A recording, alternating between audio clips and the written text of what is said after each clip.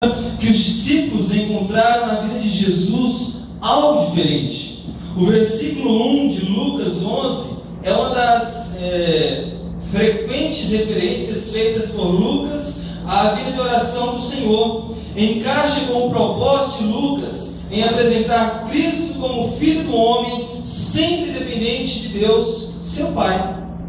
Os discípulos, eles perceberam que a oração era uma força real e vital na vida de Jesus. Enquanto ouviam o Senhor orar, sentiam o desejo de orar também. Então, um dos discípulos pediu-lhes que os ensinasse a orar. Ele não disse, ensina-nos como orar, mas ensina-nos a orar. Portanto, o pedido certamente inclui tanto o fato como o método. Como orar? Como os discípulos eles queriam orar como Jesus estava orando, na mesma intimidade que Jesus tinha com seu Pai, os discípulos também queriam ter. Era algo diferente, algo novo, que poderiam ver mais a presença de Deus agindo na vida de Jesus, e eles também queriam compartilhar isso em suas vidas. E nós também temos essa oportunidade de buscar a Deus em oração. Aí vem a pergunta: como está a tua vida de oração? Como está a tua vida diante do altar de Deus? Hoje nós vamos analisar alguns pontos interessantes e essenciais em uma vida de oração. E o primeiro ponto é: vida de oração requer dedicação. Nós precisamos nos dedicar a uma vida de oração. Nós só vamos conseguir ter êxito em ter uma vida diária de oração se nós nos dedicarmos, se nós estivermos dispostos à ação do Senhor em nossas vidas. Eu convido a igreja a estar abrindo as suas Bíblias em Êxodo, capítulo 33.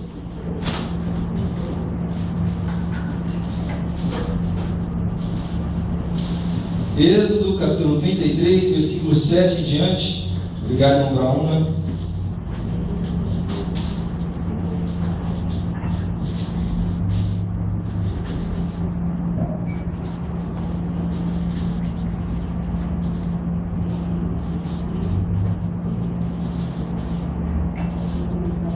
Diz assim, Êxodo 33, a partir do versículo 7. Ora, Moisés costumava tomar a tenda e armá-la para si, fora, bem longe do arraial. Ele chamava a tenda da congregação. Todo aquele que buscava ao Senhor saía à tenda da congregação, que estava fora do arraial. Quando Moisés saía para a tenda fora, todo o povo se erguia, cada um em pé à porta da sua tenda, e olhavam pelas costas até entrar ele na tenda. Uma vez dentro Moisés da tenda, descia a coluna de nuvem e punha-se à porta da tenda, e o Senhor falava com Moisés. Todo o povo via a coluna de nuvem que se detinha à porta da tenda. Todo o povo se levantava, e cada um à porta da sua tenda adorava ao Senhor. Versículo 11. Falava o Senhor a Moisés face a face, como qualquer fala ao seu amigo. Então voltava Moisés para o arraial, porém o moço Josué, seu servidor, filho de Num, não se apartava da tenda. Amém? Amém. A palavra do Senhor diz: Moisés costumava. Era um costume de Moisés, um costume diário, não era de vez em quando, lá quando necessitava. Não, Moisés costumava buscar o Senhor naquela tenda. Moisés tinha um compromisso diário com o Senhor. Isso envolve a dedicação. Nós precisamos ter dedicação à nossa vida de oração. Se nós não buscarmos, termos esse compromisso sincero com o Senhor, esse compromisso diário, nunca nós conseguiremos ter uma vida de oração com êxito. Nunca nós conseguiremos ter essa presença do Senhor. Quando nós continuamos a leitura, diz aí: todo o povo sabia do compromisso de Moisés com Deus. Isso serve de exemplo para cada um de nós. Devemos ter aquele momento de devocional diário com o Senhor. E quando você for fazer o teu momento de devocional, deixa bem claro para a tua família: esse momento é eu e Deus. É sós. Por favor, não me incomode. Estou indo ali para o meu quarto, vou fechar a porta. E pode ligar o presidente Obama, que eu não atendo. Estou falando com gente mais importante. Amém? Nós possamos ter esse momento de devocional na presença de Deus, entregando este tempo ao Senhor. E que o povo ali ao seu redor, a tua família, possa saber que você está num compromisso sério com Deus. Que naquele momento você não pode ser interrompido. Você está falando com Deus. Moisés, ele estava na presença de Deus. Enquanto orava, Deus falava com ele face a face, ou seja, sem a ajuda de terceiros e intermediários. Moisés, ele não precisava de terceiros. Ele tinha um encontro face a face com Deus. Naquela tenda, a coluna de nuvem descia, e o povo poderia ver a glória de Deus sendo resplandecida no encontro de Moisés com Deus. Será que quando você tem o teu encontro particular com Deus, a glória do Senhor está presente naquele lugar? A ação de Deus está presente naquele lugar? Ou você tem só falado e não deixa Deus falar? Não deixa Deus agir? Não deixa Deus transformar a tua vida? Todos podiam notar a glória de Deus naquele lugar, e eles respeitavam aquele momento. Quando Moisés tinha o seu encontro particular com Deus, toda aquela nação circulava e também adorava ao Senhor, porque via que a glória do Senhor estava presente naquele lugar. Moisés tinha uma vida constante de oração, uma vida de dedicação em buscar o Senhor.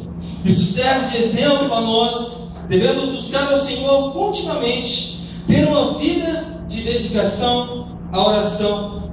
Ele era perseverante em oração, e assim também devemos ser, como nos mostra a palavra do Senhor em Colossenses 4. Abram aí, Colossenses capítulo 4, versículo 2.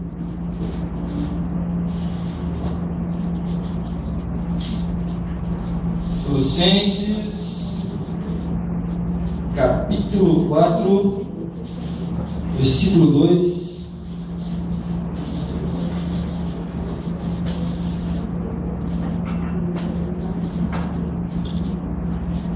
Amém? Amém. Os irmãos podem ficar tranquilos que o pastor disse que ele vai pregar só 1h30 hoje. Diz que vamos buscar bastante a Deus. Diz assim, Colossenses capítulo 4, versículo 2. Perseverai na oração, vigiando com toda ação de graças. Perseverai na oração, irmãos. Buscai a Deus em todo o momento. Devemos perseverar na oração, vigiando. Isso nos lembra o pedido do Senhor Jesus aos discípulos, lá no jardim de Getsêmani: vigiai e orar, para que não entreis em tentação. A carne é fraca, por isso nós devemos vigiar, por isso nós devemos estar atentos, com os nossos olhos abertos ao que está acontecendo. Vigiai e orai, perseverai na oração, irmãos. Vida de oração requer dedicação. Você possa se dedicar ao Senhor. Em 1 Tessalonicenses capítulo 5, versículo 17 diz: orai sem Cessar. Orai sem Cessar. Então não é de vez em quando, né? É orar sem cessar. A vida de oração no início é uma obrigação. Depois, com o tempo, isso se transforma em prazer. No início é difícil, eu reconheço, no início não é fácil. Mas depois que isso se torna um hábito, você vai ter prazer em orar, você vai ter prazer em buscar a Deus através da oração. Você vai contar os segundos para chegar o momento que você estará só com Deus, face a face com o Senhor, buscando a Deus em oração. Isso é se dedicar a uma vida de oração. Segundo ponto: vida de oração requer confiança. Confiança em Deus. Quantos de nós hoje temos dificuldades em confiar no Senhor? Aquele que quer viver uma vida de oração não tem que só se dedicar, mas também confiar na ação poderosa de Deus. Vamos abrir nossas Bíblias em 2 Reis. capítulo 6, passagem bem conhecida. Capítulo 6, versículo 15 em diante.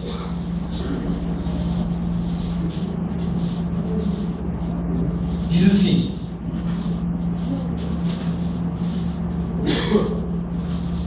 tendo-se levantado muito cedo o moço do homem de Deus e saído, eis que tropas, cavalos e carros haviam cercado a cidade. Então o seu moço lhe disse: aí, meu senhor, que faremos? Versículo 16. Ele respondeu: não temas, porque mais são os que estão conosco do que os que estão com eles. Orou Eliseu e disse: Senhor, peço-te que lhe abra os olhos para que veja. O Senhor abriu os olhos do moço, e ele viu que o monte estava cheio de cavalos e carros de fogo em redor de Eliseu. E como desceram contra ele, orou Eliseu ao Senhor e disse: fere, peço-te que essa gente de cegueira, feriu-a de cegueira, conforme a palavra de Eliseu. Então Eliseu lhe disse: não é este o caminho, nem essa cidade. Segue-me e guiar-vos-ei ao homem que buscais. E os guiou a Samaria. Amém? Aqui está uma demonstração clara que nós não estamos desamparados. Nós não estamos sozinhos. Existe uma diferença entre os que confiam no Senhor e os que não confiam. O servo de Eliseu já estava começando a se desesperar, porque eles eram só dois contra uma tropa inimiga, mas Eliseu confiava no Senhor. Eliseu orou e pediu a Deus que mostrasse ao seu servo que eles não estavam sozinhos. E nós lemos aí que todo aquele monte estavam cercados da tropa do Senhor. Para que tropa mais importante do que essa? Para que proteção mais importante do que essa? Você não está sozinho. Amém. Você não está desamparado. Deus, Ele atendeu a oração de Eliseu. Eliseu sabia como achar o Senhor. Ele buscou a Deus em oração sem pensar duas vezes. E se nós continuarmos aí a essa leitura, nós vamos ver que Eliseu ele venceu o mal com o bem. E isso serve de exemplo a cada um de nós. Eliseu pediu que o rei de Israel não ferisse o exército inimigo. E com isso houve um cessar-fogo. Com isso eles cessaram o ataque ao povo de Israel. Quantas vezes nós estamos querendo retribuir o mal com o mal? Não é assim. Retribua o mal com o bem. Retribua o mal com a oração. Ore pelos seus opressores. Ore pelo povo que está ao seu redor. Ore pela nação lá fora. O versículo 16 aí que lemos, nos traz em memória 1 João capítulo 4, versículo 4b, que diz: maior é aquele que está em vós do que aquele que está no mundo. Igreja, maior é aquele que está em vós. Glória a Deus. Devemos crer nisso, devemos confiar nessa que é a palavra do Senhor. Maior é aquele que está comigo, maior é aquele que estão com vocês do que o que está no mundo. O Senhor, Ele não desampara aqueles que confiam nele. O Senhor, Ele não desampara aqueles que buscam viver uma vida de oração, uma vida na presença do Senhor. Em nossa batalha espiritual contra as forças do mal, nós recebemos poder e proteção do nosso aliado onipotente. Por meio da oração de fé, o Senhor pode abrir os olhos do nosso coração e nos tranquilizar de que Ele nos defende e frustra as estratégias de Satanás para nos destruir. O Senhor tem protegido o teu povo. O Senhor tem te protegido onde quer que você ande. Essa é a proteção do Senhor para aqueles que confiam nele. Ele tem destruído todo o levante do inimigo levantado contra a tua vida e contra a tua família. O Senhor tem te protegido aqueles que o buscam em adoração, aqueles que o adoram em espírito e em verdade. O Senhor tem protegido os verdadeiros adoradores. Que você possa fazer parte desse meio. Que você possa ser um verdadeiro adorador.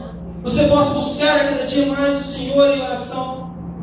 Precisamos aprender a ser como Eliseu e não como seu servo. Confiar mais no Senhor. Confiar na proteção de Deus.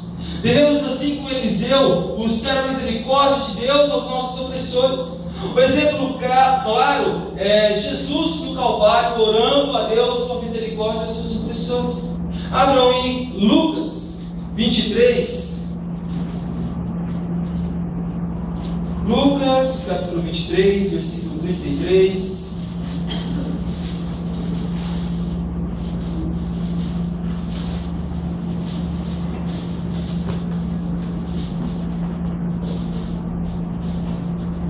Lucas capítulo 23, versículo 33 e 34, diz assim: Quando chegaram ao lugar chamado Calvário, ali o crucificaram, bem como aos malfeitores, uma à direita e outra à esquerda. Contudo, Jesus dizia: Pai, perdoa-lhes, porque não sabem o que fazem. Jesus ele estava orando pela misericórdia de Deus para com seus opressores, para que Deus tivesse misericórdia. Quantos de nós hoje temos orado pelas pessoas que nos fazem mal? Será que isso acontece no nosso dia a dia? Será que nós temos mesmo pegado este exemplo de Jesus e orado pelas pessoas que nos fazem mal? Pelas pessoas que nos ofendem, pelas pessoas que tentam nos destruir? Que você possa pegar isso como exemplo para a tua vida. Se uma pessoa lá fora está tentando te destruir, ora pela vida dela. Ora para que Deus tenha misericórdia da vida dela. Ore para que através de alguma forma ela possa, essa pessoa que está te fazendo mal, conhecer a Jesus, conhecer o amor do Senhor, que deu o seu Filho naquela cruz, por amor a ela e a mim. Quantos de nós temos confiado plenamente em Deus a ponto de orar pelos nossos opressores? Confie na provisão do Senhor. Confie no agir de Deus. Quem vive uma vida de oração, confia em Deus. Amém? Amém. Terceiro ponto. Vida de oração requer espera no Senhor. Aí está um ponto complicado para o século XXI. Esperar. Estamos vivendo o imediato, o aqui e agora. Esperar é complicado. Por que esperar? Vamos abrir nossas Bíblias em Salmos 40. Espera no Senhor.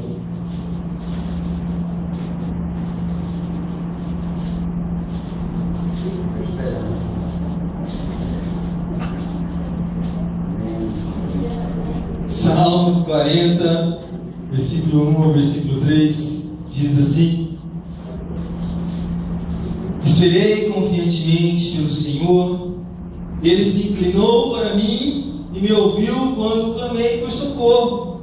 Tirou-me de um poço de perdição, de um tremedal de lama, colocou-me os pés sobre uma rocha e me firmou os passos, e me pôs nos lábios um novo cântico, um hino de louvor ao nosso Deus. Muitos verão essas coisas, temerão e confiarão no Senhor. Aleluia. Amém. Glória a Deus. Espere confiantemente no Senhor. Espere a provisão de Deus. Espere no Senhor em espírito de oração, buscando a Deus em oração. Se for a vontade dEle, vai se cumprir em nossas vidas. O Senhor atende o anseio dos que esperam nele, o anseio de um coração quebrantado. O Senhor transforma as nossas vidas para servir de exemplo para as demais.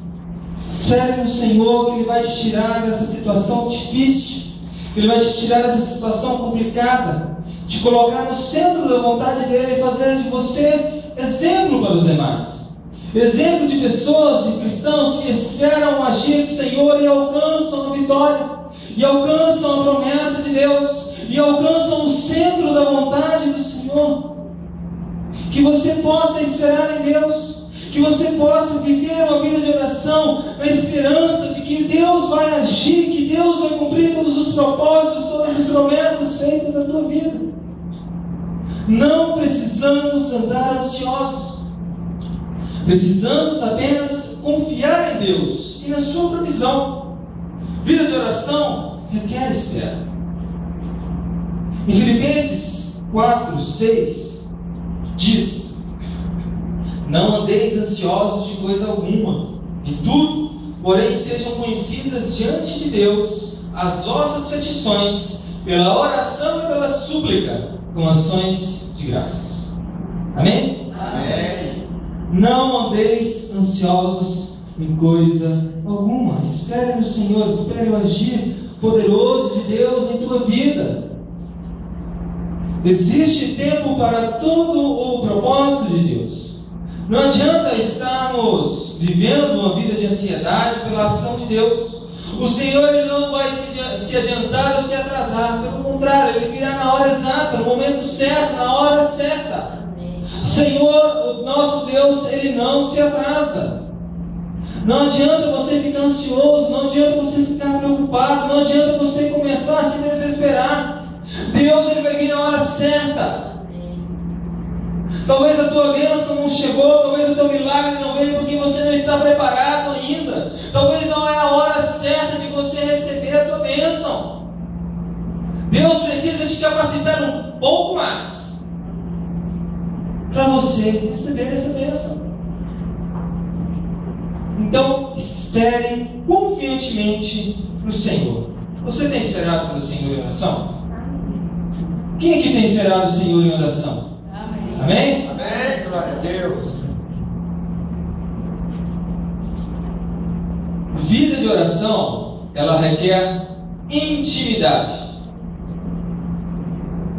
E a vida de oração, ela acaba também criando essa intimidade com o Senhor. A nossa dedicação em estarmos na presença de Deus cria essa intimidade. 1 Reis, capítulo 18.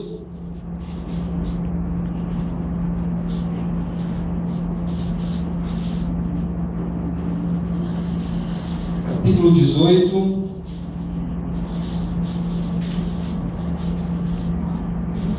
A partir do versículo 20, vai falar sobre a história do Elias com os profetas de Baal. Elias, ele era um profeta que tinha intimidade com o Senhor. Ele é um instrumento de Deus naquele lugar contra o reinado de Acabe. Um homem, como diz o pastor Cláudio Duarte, um homem que tem uma vida mal resolvida, que casou com uma mulher mais mal resolvida ainda. Então, Elias foi um instrumento de Deus. Depois vocês podem fazer a leitura a partir do versículo 20, que conta a história de Elias desafiando os 450 profetas de Baal. Ele pergunta: quem é Deus, né?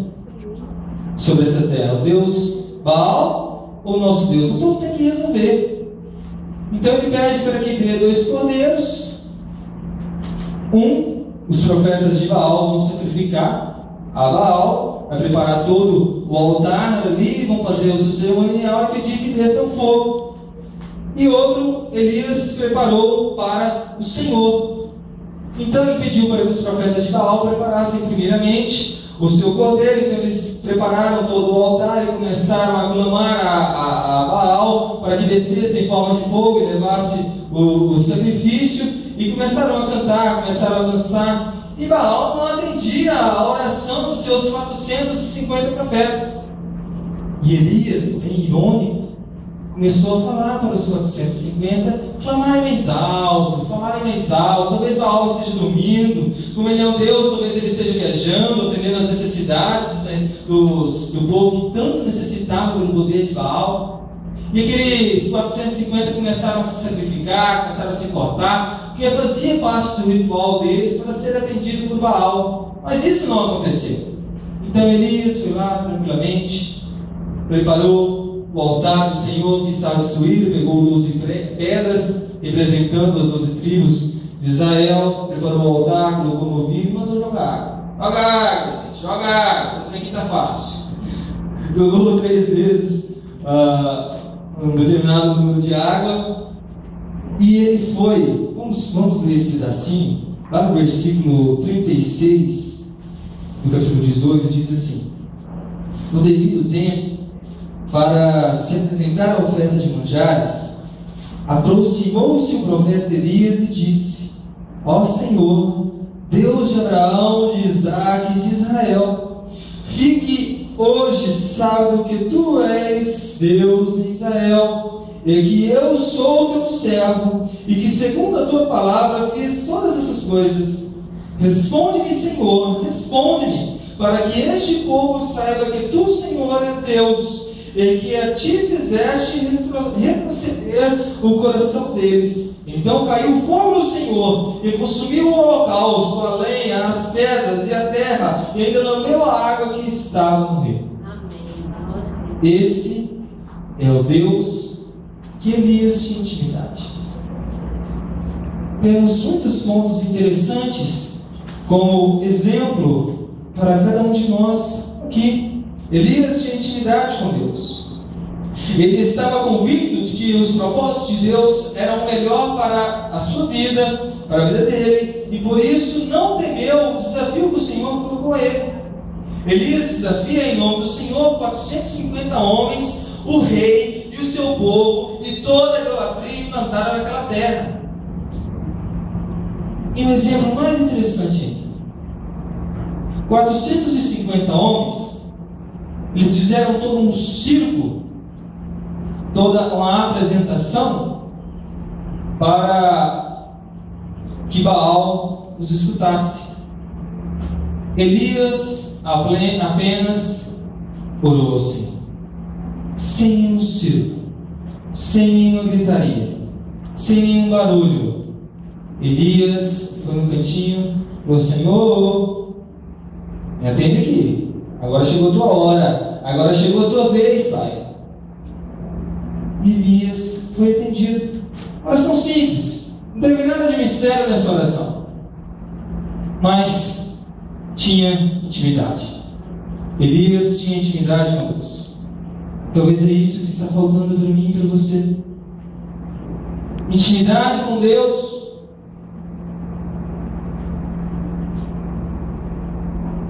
Elias foi um dos exemplos de intimidade com o Senhor que a Bíblia nos mostra. Uma simples oração de Elias destruiu todo um esquema de idolatria implantado naquela terra. O Senhor quer usar a tua vida como usou de Elias. O Senhor quer que você seja instrumento dele, como foi Elias, como foi Eliseu, como foi Moisés. Eles não são diferentes de nós, eles não são melhores do que nós. A diferença talvez seja na vida de oração deles, na intimidade, na confiança que eles tinham para com Deus. Quantos de nós temos essa intimidade? Quantos de nós temos buscado essa vida de intimidade com Deus? Quando nós estamos vivendo essa intimidade toda com o Senhor, as nossas atitudes são guiadas pela vontade de Deus. Nós somos um povo diferente. Vida de oração e intimidade com Deus faz com que nossas atitudes sejam guiadas pela vontade do Senhor, como foi com Sadraque, Mesaque e Abednego. O que esses três têm a ver com intimidade? Tem tudo a ver. Tem tudo a ver. A intimidade que esses três tinham com o Senhor fazia com que as atitudes deles sejam conforme o coração do Senhor, sejam conforme a vontade de Deus. O rei Nabucodonosor construiu uma estátua exuberante e grande para ser adorada. E ao tocar das trombetas, ao tocar das harpas, das músicas, toda a nação, todos os governantes tinham que se prostrar diante da estátua construída pelo rei Nabucodonosor. Só que aqueles três, eles não se curvaram. Tocou a trombeta, tocou as músicas, e eu fico imaginando lá de trás, os três de braços cruzados, só olhando para a estátua lá na frente, todo o povo de olhado, do lado, de olhado do outro. E os três, eu não me curvo, quero ver quem faz me curvar. Meu Deus é maior do que qualquer ídolo desse de ouro. E sempre tem que ter um fofoqueiro na história. Todo lugar tem fofoqueiro. E foi correndo o bendito do fofoqueiro contar. Aqui não tem não, pastor? Só em São Paulo. Ou na Bolívia. Então, teve o bendito do fofoqueiro que foi correndo contar ao rei Nabucodonosor. E chegou lá, rei Nabucodonosor, eu nem te conto. Isso é a chave da fofoca, gente. Eu nem te conto, não vou te falar, não. Não vou falar. Aqueles três lá, ó, que o Senhor protege, se curvam de jeito nenhum. O rei mandou chamar os três, Sadraque, Mesaque e Abednego. Venha cá, meus filhos. Chamaram lá de frente o rei, e o rei perguntou: vamos se curvar, gente. A estátua está aí, é para se curvar. Se curvem diante da estátua. Mas aqueles três, eles eram guiados pelo coração do Senhor. Eles conheciam o Deus ao qual eles serviam e não se curvaram. Isso provocou revolta no rei. O rei não admitia aquilo. E o sufoqueiro lá, olhando, joga na fornalha, põe fogo neles. E o rei Nabucodonosor mandou que jogassem os três na fornalha, mandou colocar mais lenha, 7 vezes mais fogo do que o de costume, amarrar os benditos três e jogar dentro da fornalha.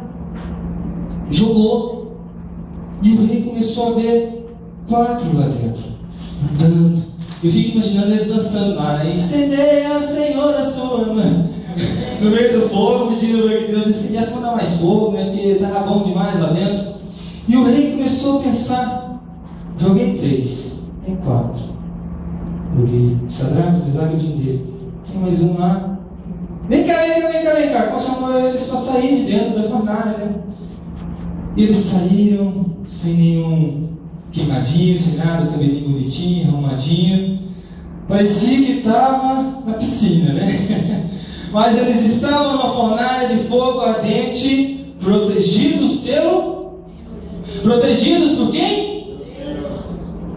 Então, é diferente a história. Quando Deus está no controle, quando Deus está na sua vida, quando é Deus que está te protegendo, não é uma fornalha de fogo que vai te destruir. O Senhor, Ele estava no controle daquelas vidas. Aqueles 3 jovens tinham intimidade com Deus, porque senão eles não confiariam o bastante para aceitarem ser jogados numa fornalha de fogo ardente. Eles conheciam o Deus ao qual eles serviam. Se fosse hoje que isso aconteceria, a maioria de nós falaria: não, vamos ajoelhar, né, gente? Porque Deus é misericordioso, quando faz uma oração, Deus perdoa. Mas não, eles persistiram, eles cumpriram a vontade de Deus, e naquele dia ficou conhecido que era o Deus daqueles 3 que deveria se adorar. É através da vida deles que Nabucodonosor conheceu o poder de Deus. Talvez hoje chegou o teu dia, chegou a tua hora do Senhor te usar para que o mundo lá fora conheça quem é Deus. Quem é o Espírito Santo de Deus, o que Ele pode fazer na tua vida, o que Ele pode fazer na vida da tua família, o que Deus pode fazer em meio às dificuldades, em meio às lutas, em meio às tribulações. Tenha vida de intimidade com o Senhor.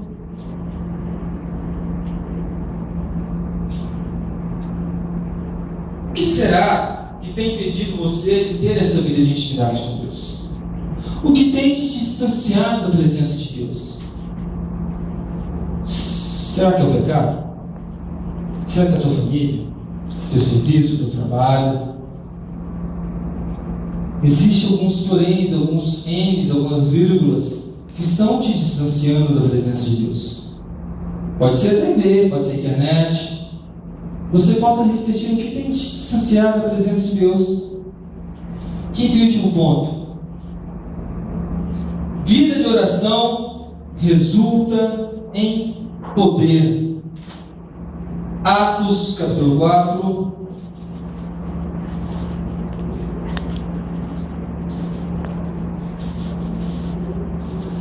Atos, capítulo 4, versículo 23.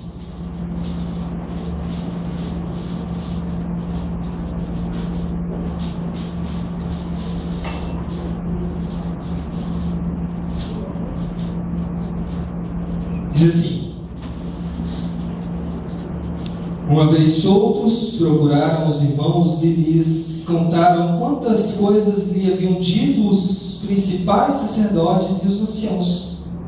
Ouvindo isto, unânimes, levantaram a voz a Deus e disseram: Tu, soberano Senhor, que fizeste os céus e a terra, o mar e tudo o que neles há, que disseste por intermédio do Espírito Santo, por boca de Davi, nosso pai, teu servo, porque se enfureceram os gentios e os povos imaginaram coisas vãs?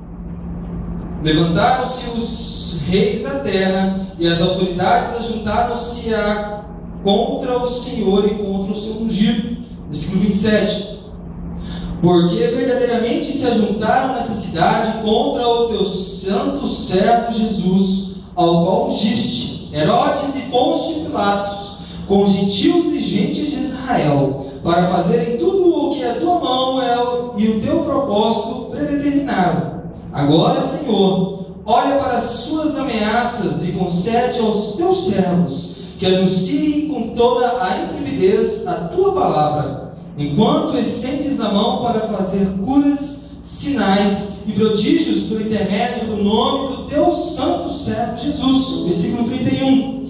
Tendo eles orado, tremeu o lugar onde estavam reunidos. Todos ficaram cheios do Espírito Santo e com intrepidez anunciaram a palavra de Deus. Posso ouvir um amém? Amém. Glória a Deus. Ficaram cheios do Espírito Santo de Deus após terem orado. Pedro e João tinham sido presos e ameaçados por conta do Evangelho. O povo de Deus estavam sendo perseguidos. Os apóstolos fazem uma oração de confiança em Deus. Eles não se preocupam com as adversidades e buscam do Senhor mais intrepidez para anunciar o Evangelho. O mundo está querendo acabar com eles. E o que eles pedem é mais coragem, mais intrepidez para continuar falando das boas novas de Cristo. Quantos de nós temos buscado este poder do Espírito Santo de Deus para falar do amor de Cristo? Quantos de nós temos orado pedindo para que Deus nos encoraje a falar do amor de Cristo? E que nós também saibamos aproveitar as oportunidades que o Senhor nos dá para falar dele. Deus enche o teu povo de poder através do Espírito Santo para anunciar as suas boas novas de salvação. Isso é resultado de uma vida constante de oração. Isso é resultado de uma vida entregue no altar do Senhor. Você possa viver uma vida de oração, se dedicar, confiar, esperar no Senhor, ter intimidade com Deus, e que essa vida vai resultar em poder do Espírito Santo. Deus quer fazer de você um exemplo de vida de oração.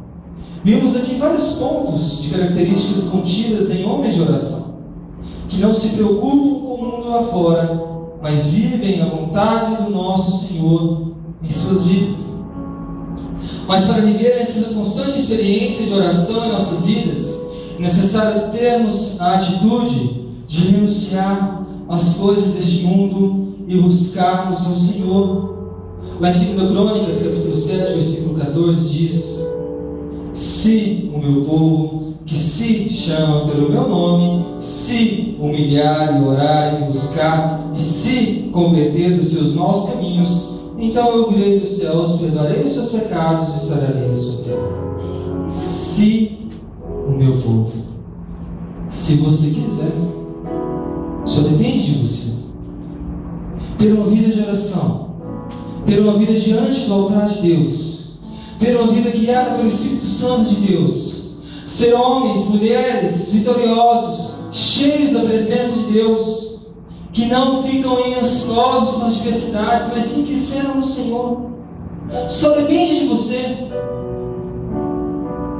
O Espírito Santo diz a vocês essa noite: só depende de você, de mais ninguém.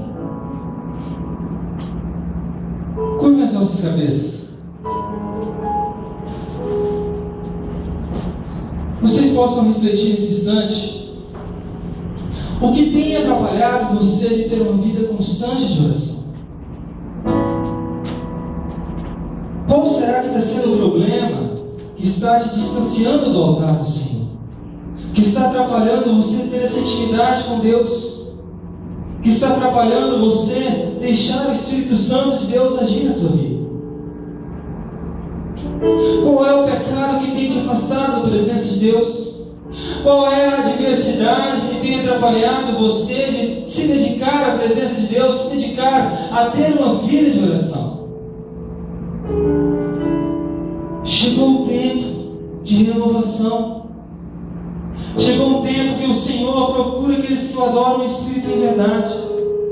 Chegou o tempo de você dar um basta em tudo que é de errado na tua vida e começar hoje uma nova vida diante do Senhor. Assumir um compromisso com Deus hoje e falar: a partir de hoje, Senhor, eu quero ter uma vida de oração. Eu quero, Deus, ter uma vida de intimidade com o Senhor. Eu quero, Pai, esperar mais a tua provisão. Eu quero, Deus, confiar mais na tua ação. Confiar, Deus, que o Senhor vai agir de uma maneira sobrenatural em minha vida.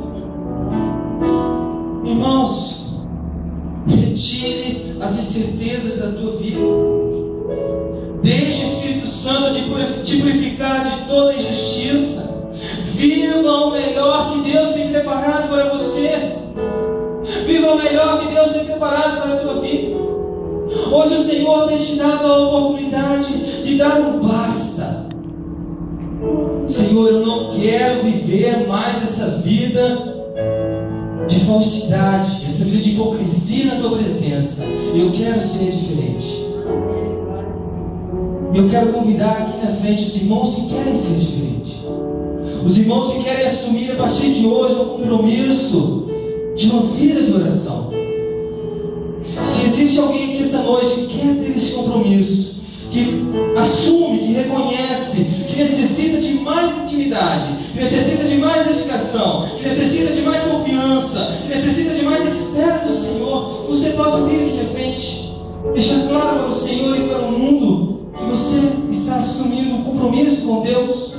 Você quer que a tua vida seja transformada. Existe alguém aqui esta noite? Amém.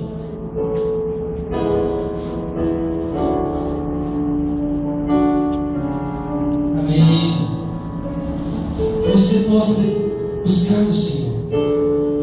Só depende de você, igreja. A tua vida ser transformada só depende de você. Só depende de você deixar o Espírito Santo de Deus agir na tua vida. Deixa o Espírito Santo agir, deixa o Espírito Santo falar, transformar.